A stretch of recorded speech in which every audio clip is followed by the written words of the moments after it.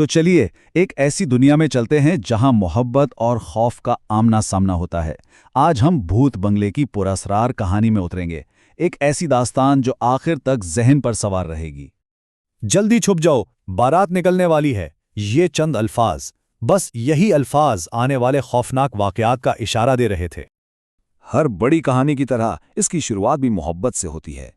निशा और आरू अपनी सालगिरह मनाने के लिए एक रोमांटिक सफर का मंसूबा बना रहे थे, पर उन्हें क्या मालूम था कि यह सफर उनकी जिंदगी का सबसे तारीख बाब बनने वाला है।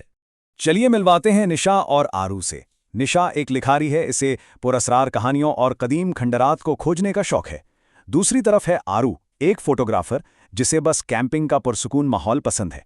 इनके ये मुख्तलिफ शौक ही जल्द इन्हें एक ऐसी खौफनाक हकीकत के सामने ला खड़ा करने वाले थे। उनका सफर उन्हें ले जाता है रुधिरपुर, यानी खून का गांव।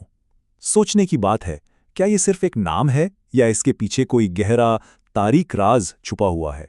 रुधिरपुर नाम ही अपने अंदर एक अजीब सा खौफ लिए हुए, और जैसे ही वो गांव में दाखिल होते हैं ना, एकदम खामोशी, एक अजीब सा माहौल उन्हें घेर लेता है। शाम के 6 बजे ही पूरा गांव सुनसान। हर घर के बाहर मशालें जल रही हैं, हर दरवाजा खून की तरह सुर्ख रंगा हुआ और उन पर काले रंग से अजीबोगरीब मंत्र लिखे हुए। ये सब इशारा था कि ये कोई आम गांव हरगिज नहीं है। जब आरो गांव की तस्वीरें लेने की कोशिश करता है तो लाल साड़ी में एक बौखलाई हुई बूढ़ी औरत उसे रोकती है। उसकी आंखों में जो खौफ था ना, वो इस जगह की पुरअसरारियत को और भी बढ़ा रहा था।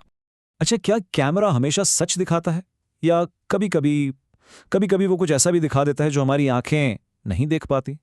आरू तो खौफ से काम जाता है जब वो देखता है कि निशा एक पुरअसरार दूल्हे के साथ जा रही है, एक ऐसा दूल्हा जिसके हाथ से खून टपक रहा है। लेकिन पलक झपकते ही निशा उसके पास वापस बिल्कुल नॉर्मल, और उसे कुछ भी याद नहीं होता। वो रात को कैंप लगाने की कोशिश करते हैं, शायद थोड़ा सुकून मिल जाए।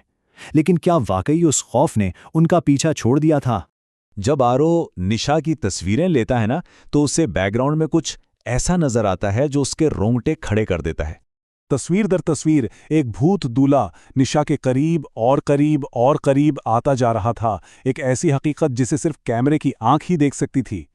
लेकिन जैसे ही निशा कैमरा देखती है, वो भूत गायब हो जाता है। आरू अपनी ही आंखों पर, अपने ही दिमाग पर शक करने लगता है।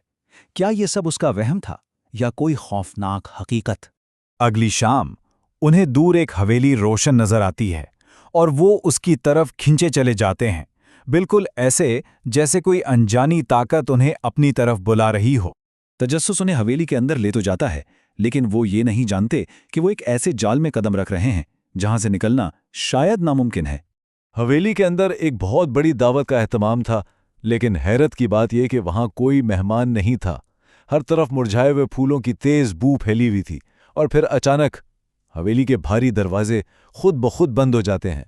अब वो सिर्फ तमाशाई नहीं थे, वो इस हवेली की खौफनाक रस्म का हिस्सा बन चुके थे।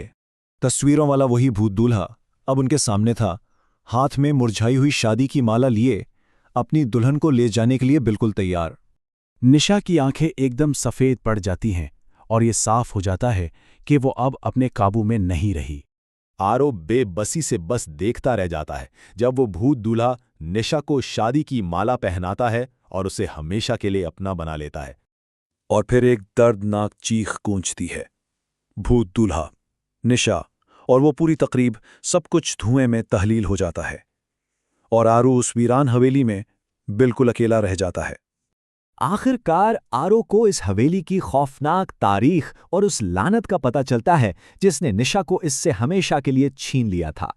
तो कहानी ये थी कि इस हवेली में एक जालिम जमींदार रहता था जो हर अमावस की रात एक नई लड़की से शादी करता और फिर उसे शैतानी ताकतों के लिए कुर्बान कर देता। गांव वालों ने तंग आकर उसे जिंदा जला दिया, लेकिन उसकी रूह आज भी हर अमावस को एक नई दुल्हन का इंतजार करती है। कहानी तो यहां खत्म हो गई, लेकिन वो लानत अभी बाकी है। तो सवाल यह है कि अगली अमावस को क्या होगा? क्या कोई और इस लानत का शिकार बनेगा? ये एक ऐसा सवाल है जो शायद हमेशा इस हवेली के साथ जिंदा रहेगा।